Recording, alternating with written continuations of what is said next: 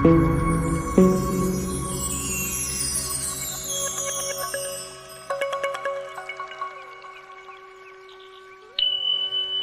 दर्शकों, जय श्री कृष्ण।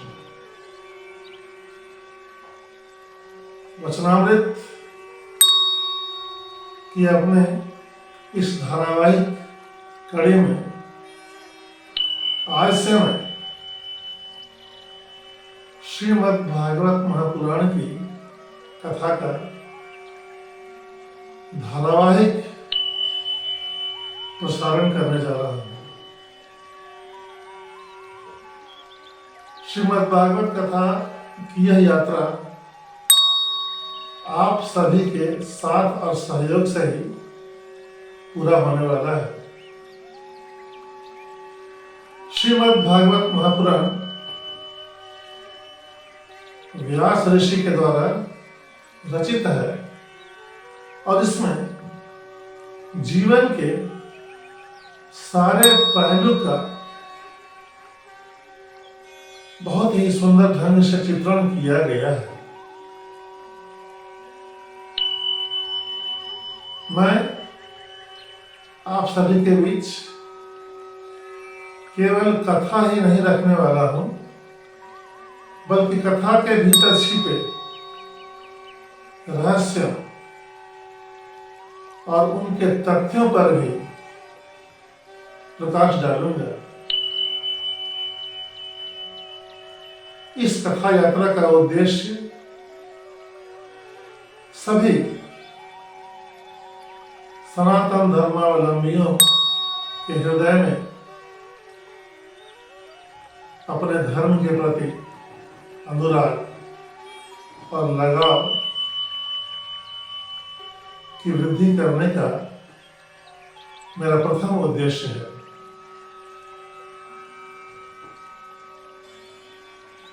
आप सभी से आग्रह है कि अपने बहुमूल्य सुझाव अवश्य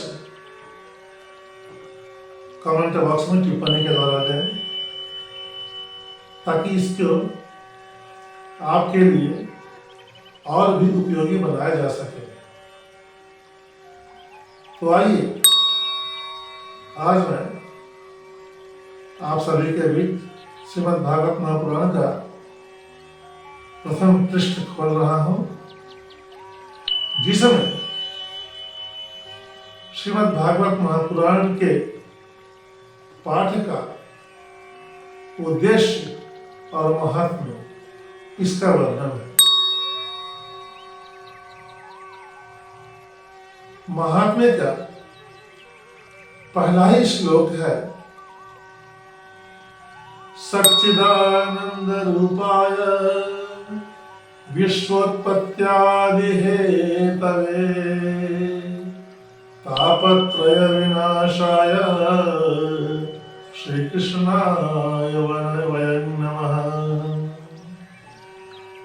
भगवान के अत्यंत निर्मल रूप, सच्चिदानंद स्वरूप, सत चित और आनंद, सत अर्थात अस्तित्व, चित्त अर्थात वृत्तियां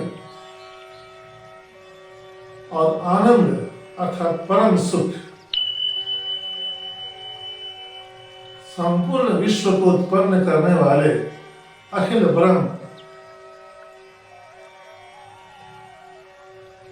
उनके स्वरूप में जो ये सच्चिदानंद समाहित है और जिनका स्मरण करने मात्र से आदि भौतिक, आध्यात्मिक और आधिदैविक, आधिदैविक, आदि भौतिक, आध्यात्मिक, इन तीनों ही तापों का समूल नाश हो जाता है। वैसे भगवान श्री कृष्ण को हम प्रणाम करते हैं।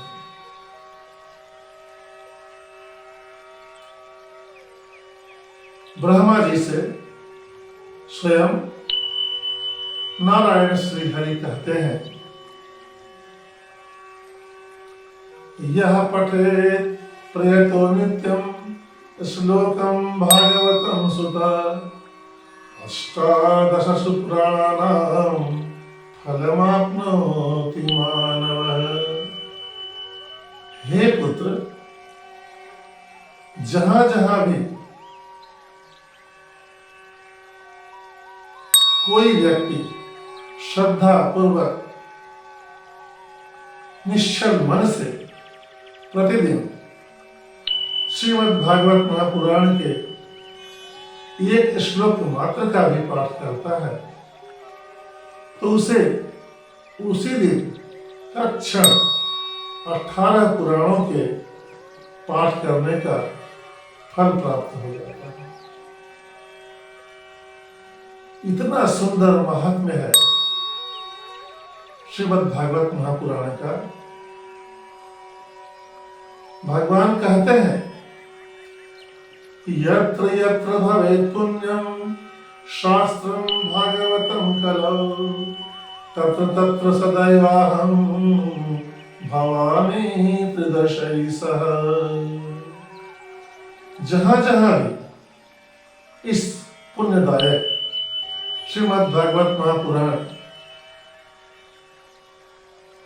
की कथा होती है, कलिकाल में विशेष करके कलयुग में जिन जिन स्थानों पर इस पुण्यदायक श्रीमद् भागवत महापुराण की कथा होती है, सदैव हमेशा मैं त्रिदेव ब्रह्मा विष्णु महेश के अतिरिक्त अन्य सभी जितने भी देवी देवता हैं उन सभी के साथ रहता हूं।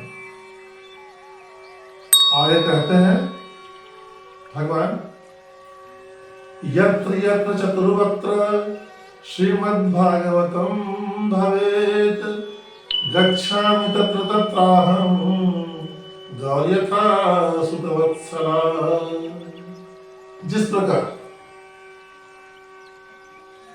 अपने बछड़े के पीछे पीछे गौ चली जाती है, उसी प्रकार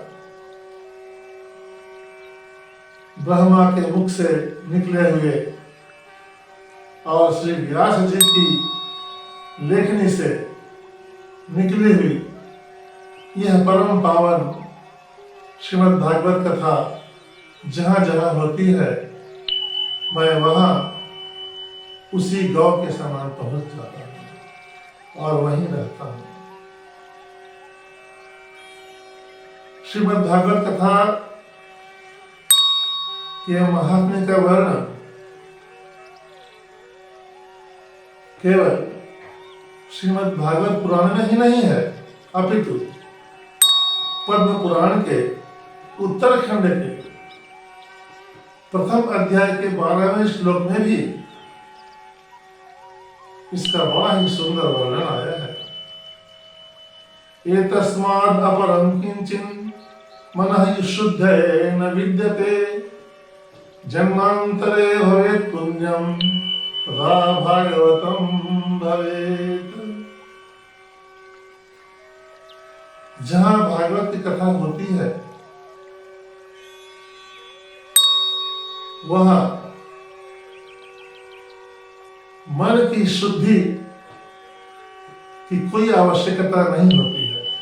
इस कथा से बड़ी, श्रीमद् भागवत महापुराण की कथा से बड़ी और कोई भी ऐसी शुद्धता नहीं है जो मनुष्य को शुद्ध कर सके।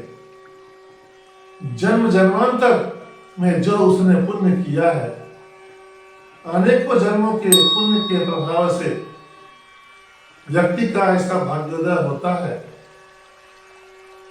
कि उसे श्रीमद् भागवत कथा पढ़ने का, श्रवण करने का और इसके सानिध्य में आने का अवसर प्राप्त होता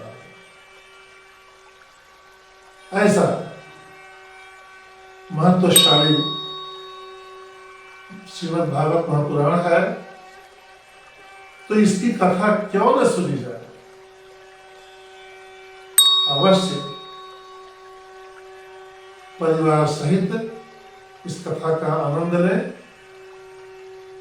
भगवान ने कहा है कि मनुष्य स्वयं में मनुष्य नहीं है, बल्कि वह मेरा ही अंश है। कहते हैं तब तुम असि, तुम वही हो। कौन? सो अहम, जो मैं हूं। मैं भी वही हूं, तुम भी वही हो। नर और नारायण अलग नहीं है, किंतु मुझे प्राप्त करने का उपाय मात्र एक ही है। जैसा गोस्वामी तुलसीदास ने श्री रामचरितमानस में कहा है कि निर्मल मन जन सो मोहि पावा, मोहि कपट छल छिद्र न भावा। जिसका मन निर्मल है, निर्लिप्त है,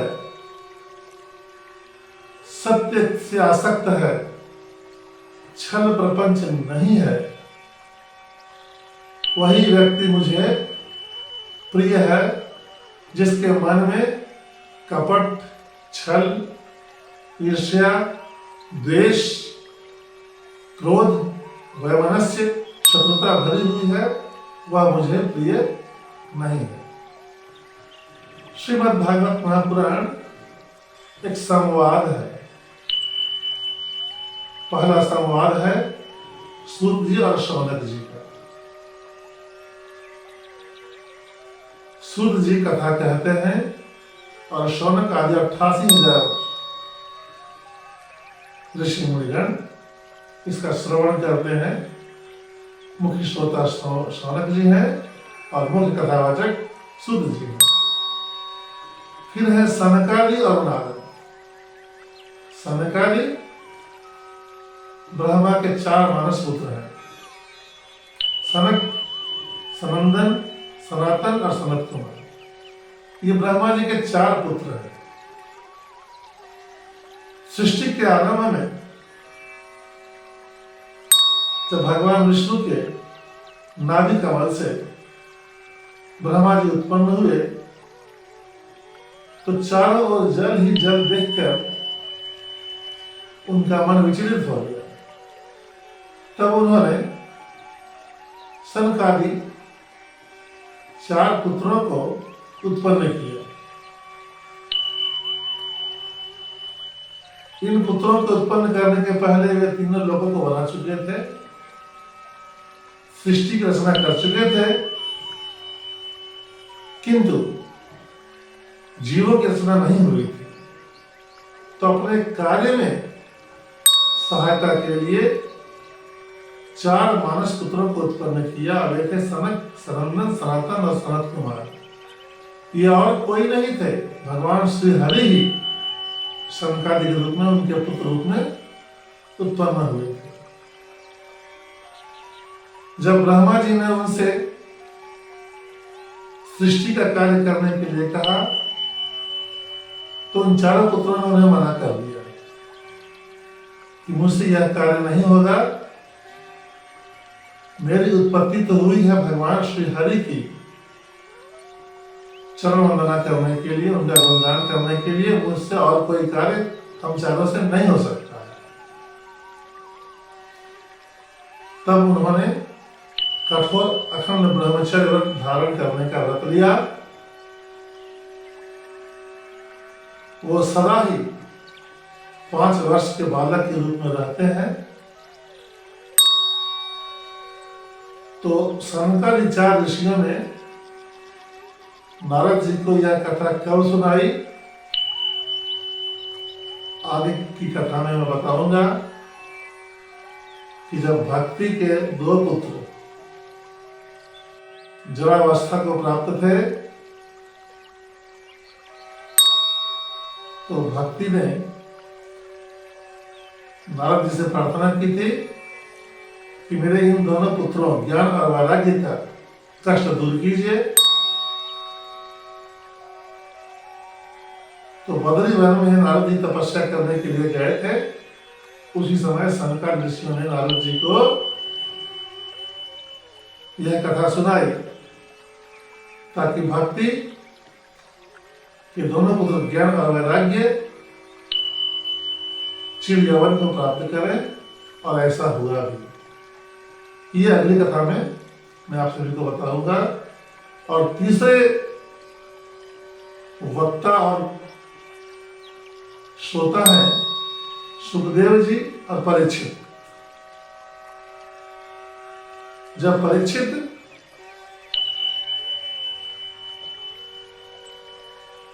वृत्त उत्पन्न हुए थे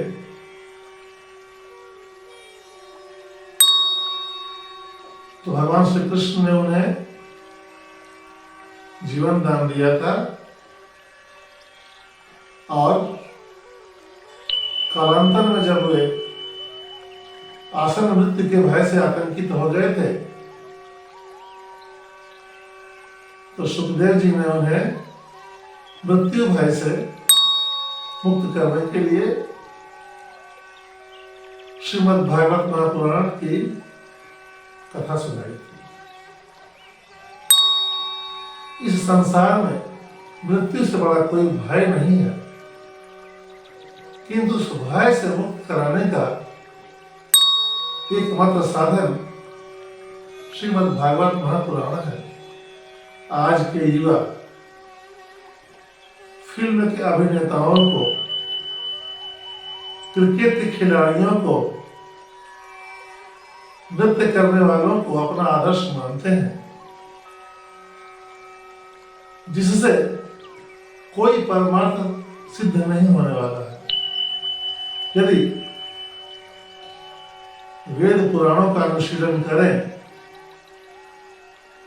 कथा श्रवण करें और अपने आचरण में इसे प्रतिपादित करें तो पूर्वज और अग्रज उनकी सारी पीढ़ियों का कल्याण हो जाएगा और विश्व का कल्याण भी होगा। आज हमारा सनातन धर्म जिस संक्रमण काल से चल रहा है, वैसी परिस्थिति में श्रीमद् भागवत महापुराण की कथा का श्रवण अत्यंत ही आवश्यक है। आइए इस कथा को हम अपने जीवन में उतारें और मानव जाति का कल्याण करें। ये श्रीमद् भागवत महापुराण की कथा युगों युगों तक हमारी संस्कृति की रक्षा करेगी, इसमें कोई संशय नहीं है। जय श्री कृष्ण।